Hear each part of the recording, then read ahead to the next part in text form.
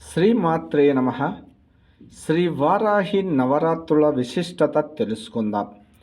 చైత్రమాసంలో వసంత నవరాత్రులు, ఆషాఢమాసంలో వారాహి నవరాత్రులు, ఆశ్వీజ మాసంలో శారదా శరన్నవరాత్రులు, మాఘమాసంలో శ్యామల నవరాత్రి లేదా మాతాంగి నవరాత్రులు అని అందరికీ తెలుసు. చైత్ర ఆశ్వీజ నవరాత్రులు అందరికీ తెలిసిన విషయాలు. మిగిలిన రెండు నవరాత్రులు కొంతమందికి మాత్రమే తెలుసు. ఇవి కేవలము గురువును అనుసరించేవారు, గురువు పరంపరలో ఉన్నవారు మాత్రమే ఆచరించే నవరాత్రులు.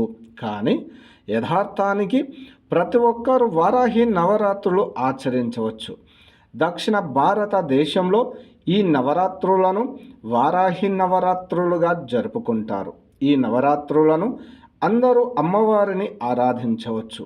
ఈ వారాహి నవరాత్రులు ఎంతో విశేషమైనవని చెప్పవచ్చు.